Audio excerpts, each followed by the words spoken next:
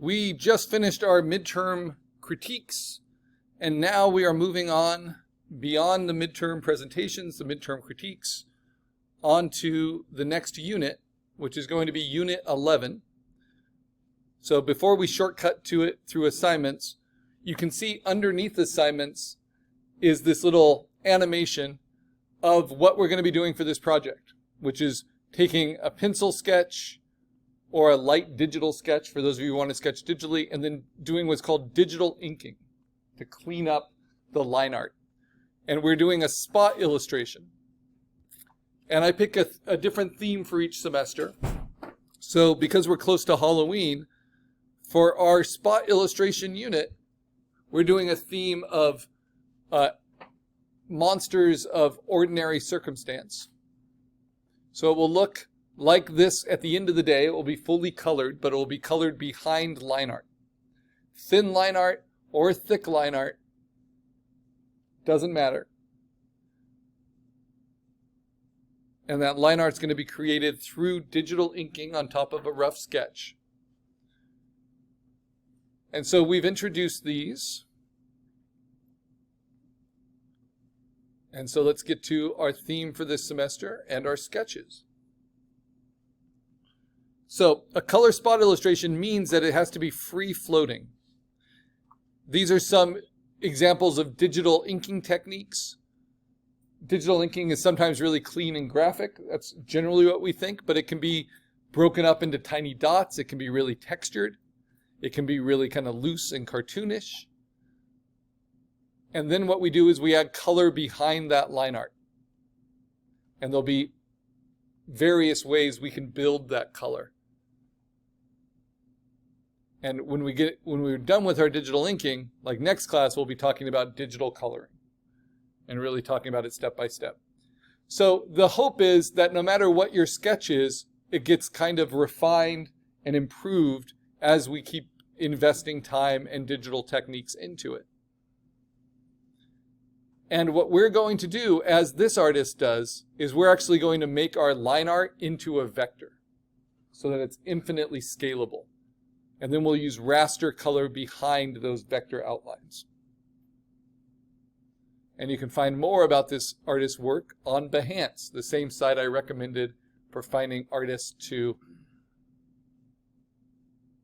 choose for your final presentation. So they started with a pencil sketch, and then they digitally inked it as a vector and got this, and then they digitally colored that. And this is what's called duotone hard edge coloring for a t-shirt design.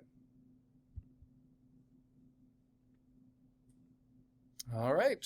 So the theme I put down at the bottom, monsters of ordinary circumstance. You can pick any kind of monster you want, even your own design, in any kind of ordinary circumstance you want. But here are just some examples. And we talked about how it might be interesting to use AI for the ideation phase of this. And that if you're not confident drawing, you can use your compositing skills that we used for early assignments to composite from found images and from AI-generated images. But do not just take an AI-generated solution, because it's not going to be nearly as good as you putting your own spin on it and compositing. Though I still think for me, I can be informed by this, but I could probably draw something I like a little bit better that still has more of my personality in it, even than this composited version from a lot of AI-generated stuff. So this was for the idea of a generic monster losing a sock in a dryer, something that happens to all of us, right? So I kind of built it all into this monster, the dryer and everything. So what am I going to do? Well, I wanted to do, because PBS, losing funding, and I really like the Muppets. So I'm feeling anxious about public media and how long such art forms will be supported by tax money. And so there was an episode of maybe the Muppets, maybe Sesame Street. I kind of remember from being a kid where Kermit was like a Godzilla kind of puppet. And then inspired by other kind of illustrations like Pokemon that kind of looked like a Kermit Godzilla. This is duotone hard edge coloring. Or this I found, which did Kermit as the Shin Godzilla design, which is a really weird Godzilla design, very salamander-ish. And this kind of alien takeover poster. This was my rough concept sketch. So, and I looked at all these inspirations, and then I just kind of did the sketch without looking at them, which is a nice way of keeping it my own composition, so I'm not copying any particular pose or copying any particular detail.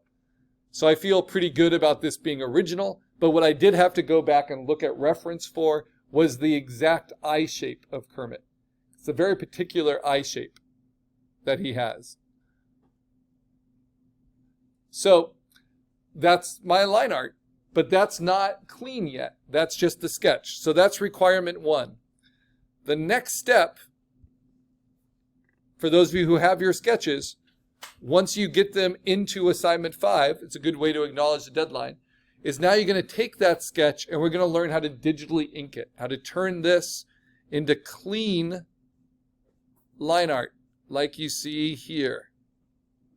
And that process is called digital inking. And we had some good presentations on that. So the first method I'm going to teach you does it in Adobe Photoshop.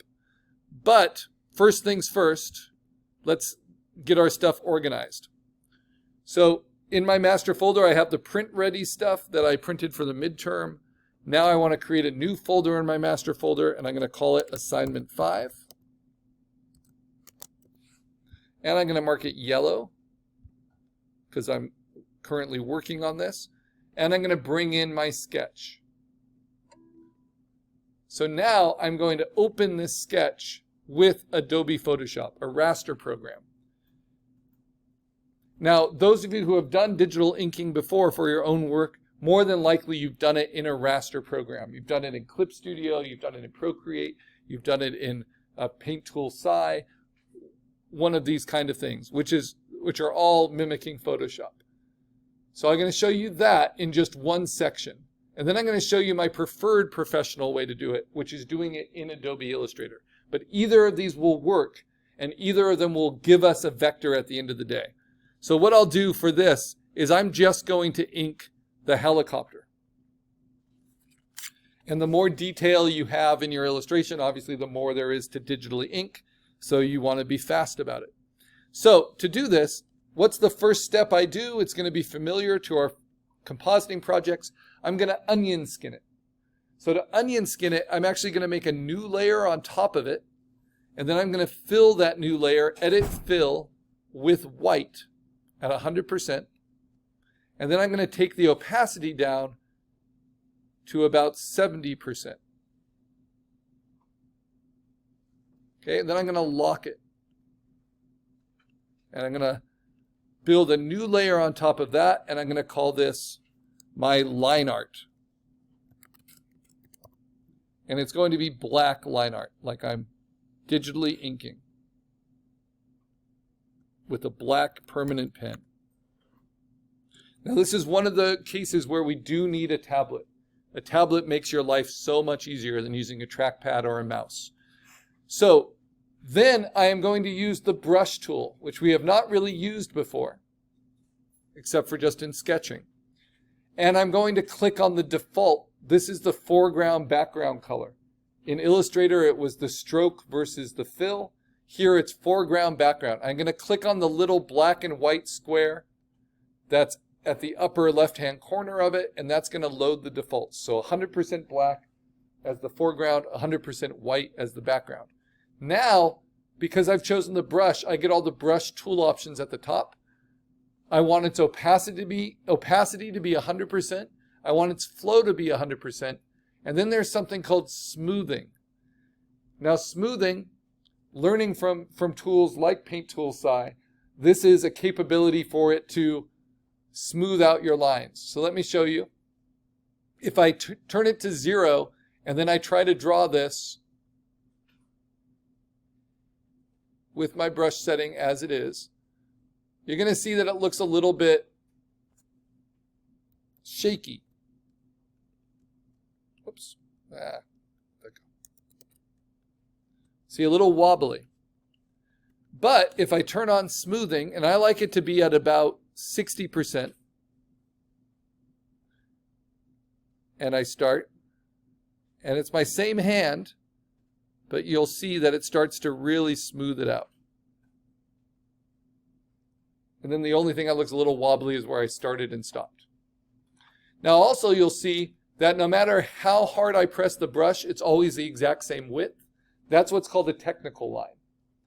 So you need to spend a little bit of time setting up your tools. So I'm going to set smoothing at about 60, and then I'm going to choose the size. I like this size, but I don't want it to be the hard round brush. I want it to be the hard round pressure brush. That's going to be able to be pressure sensitive from small to thick, right? That's because I want a gestural line. So now I'm going to select it all and then delete and then start over here. Now when I ink, if I press lightly, I'm going to get a little line. If I press a little bit harder, I'm going to get a thicker line, and they're all going to smooth out a little bit. I'm not going to be too perfectionist about it. In fact, I might even change it a little bit as I draw. It's supposed to be kind of smoke coming from this helicopter in trouble.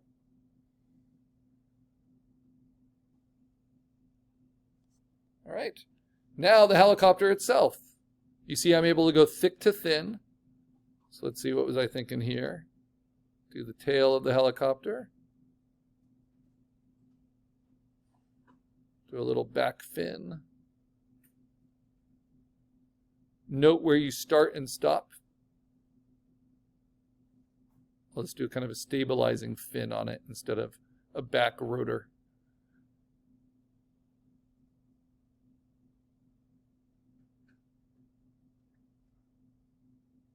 And then the blades.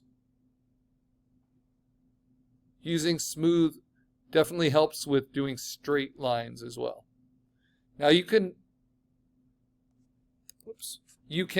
always just do Command Z to undo.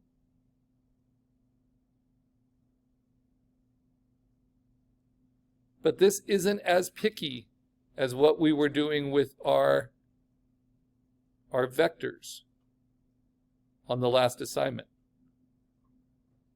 So allow it to have some personality here.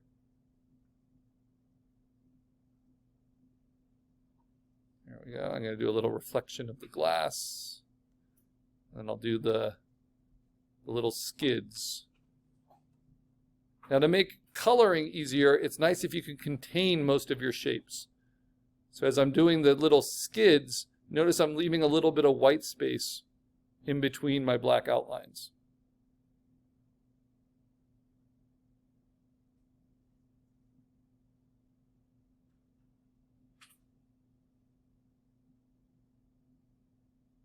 It's okay if they're not perfect.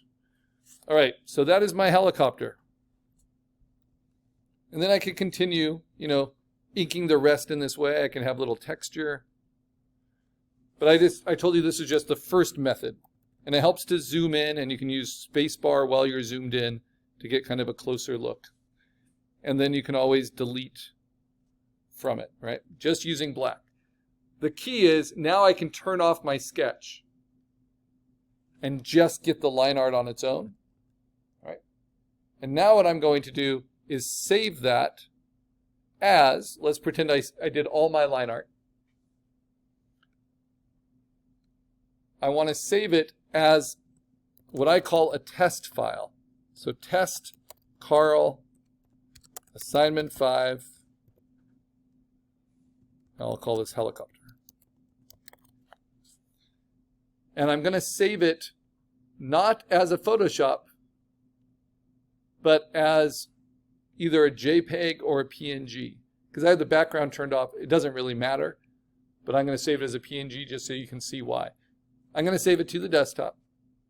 I call it a test file because this file is going to transition. It's clean line art, but it's rasterized, which means it's limited to its pixels, right? And I want to change that into a vector line art. So what I do now